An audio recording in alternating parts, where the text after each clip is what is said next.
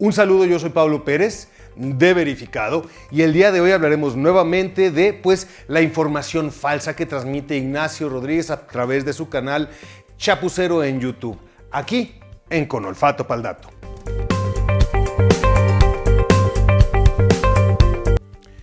Ignacio es miembro de un grupo autodenominado Youtubers de Izquierda que a través de canales que emiten desde distintas ciudades del país se dedican solamente a reportar noticias acerca del jefe del Ejecutivo y sus transmisiones mañaneras. En sus propias palabras, ellos... Estamos todos, y también tú, Julio, ahorita se está transmitiendo esto por YouTube, redefiniendo el concepto de periodismo.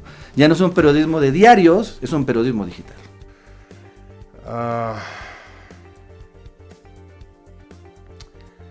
Vamos a empezar este video con algunos tweets en los cuales Rodríguez se manifiesta acerca de las recientes protestas feministas. En uno de ellos dice lo siguiente: la violencia contra las mujeres ya es un tema muy añejo que ahora se ha mediatizado demasiado, que deviene de parejas surgidas de familias divididas, con grandes problemas de alcoholismo y drogadicción, con falta de trabajo para mujeres y al final el perdón de las violentadas.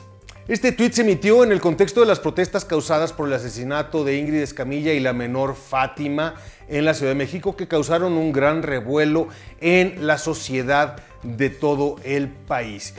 Revisando el análisis que hace la Universidad Nacional Autónoma de México sobre el resultado de la encuesta nacional sobre la dinámica de las relaciones en los hogares realizada por el INEGI, encontramos que la investigadora Irene Cacique dice lo siguiente acerca del origen de la violencia de género. El divorcio y quizá también la separación en el caso de uniones informales es una solución adecuada a conflictos de pareja y en la familia.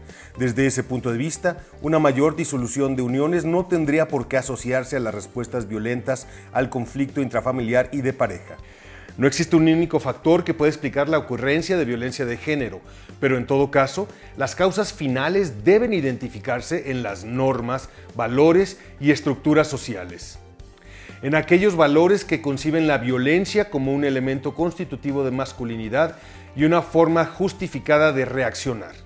La académica lo que dice es que si bien no podemos hablar de un solo factor, no se trata de que haya una ausencia de una familia unida o una familia tradicional como una de las causas de la violencia de género, sino los valores y las costumbres, digamos el sistema en el que vivimos, que hace aceptable la violencia de parte de los hombres. Esta es la interpretación de una científica sobre datos oficiales del INEGI, por lo cual, la información vertida en este tuit podemos decir que es falsa. En otro tuit, el comunicador cita a Gandhi y su resistencia pacífica, comparándolo con los actos que se han visto en varias de las protestas feministas más recientes. Es que solo con la violencia nos escuchan, dicen las marchas feministas. ¿Que no se acuerdan de Gandhi? Fue un verdadero revolucionario con su no violencia. Dejando de lado que se han hecho por lo menos 124 marchas feministas en los últimos 10 años, evidentemente sin ningún efecto, puesto que siguen aumentando los feminicidios y otros tipos de violencias que sufren las mujeres en nuestro país, vamos a ver qué tan cierto es el ejemplo que nombra.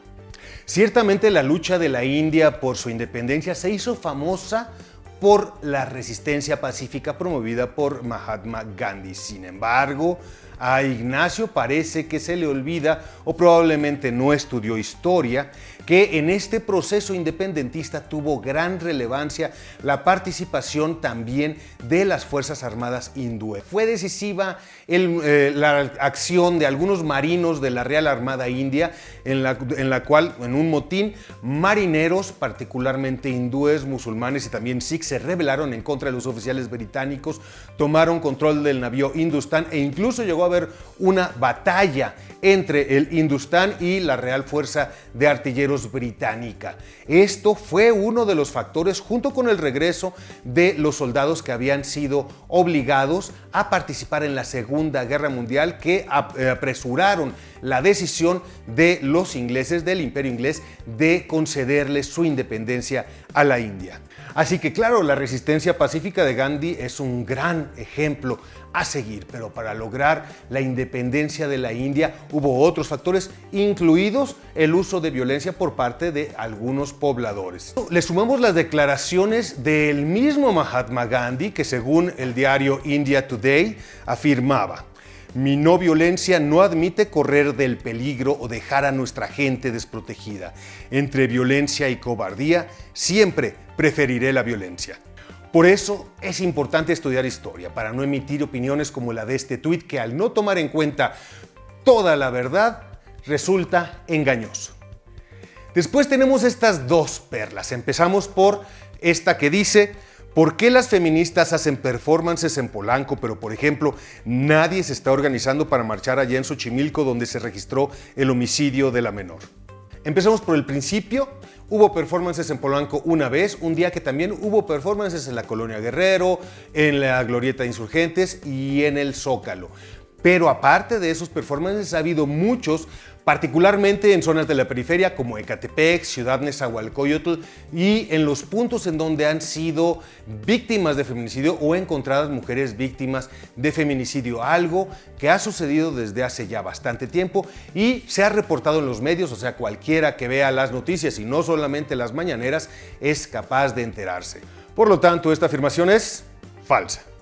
Después, en otro tuit se pregunta por qué solamente hay actos vandálicos en las marchas de la Ciudad de México. Esto es fácilmente comprobable porque podemos ver que también hubo actos vandálicos, por decirlo así, en manifestaciones en Monterrey donde se pintó el kiosco de la Plaza Zaragoza y otras paredes, otros muros, y tenemos el ejemplo, por ejemplo, de la marcha feminista de Hermosillo en donde pues se entró y se hicieron también pintas en las instalaciones del Poder Judicial del Estado reclamándole cosas directamente a la gobernadora de Sonora.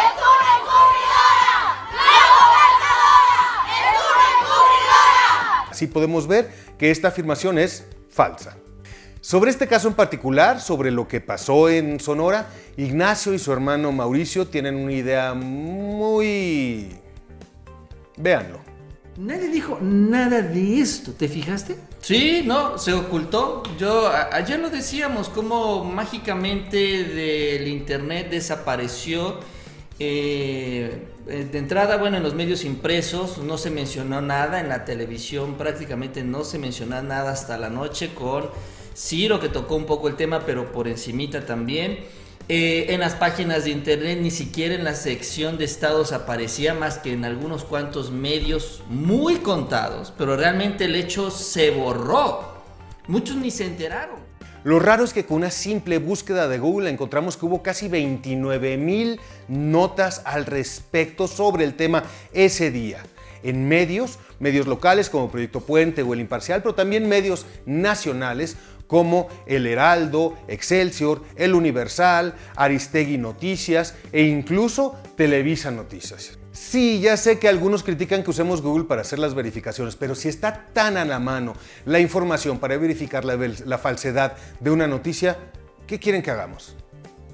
Ya muy rápido vamos a ver otros de sus videos que no vamos a detallar, pero simplemente en el título dice Televisión, Soros e Iglesia detrás del paro feminista. Esto ya lo ha verificado el equipo de chequeo de datos de la Associated Press o AP, lo cual lo pueden checar en el link que está aquí abajo en la descripción junto con todos los demás del material del que hemos hablado en esta ocasión. Lo que tenemos frente a nosotros es a alguien que se niega a verificar los datos para darle a su auditorio información verdadera. Esto, en un comunicador, es muy grave.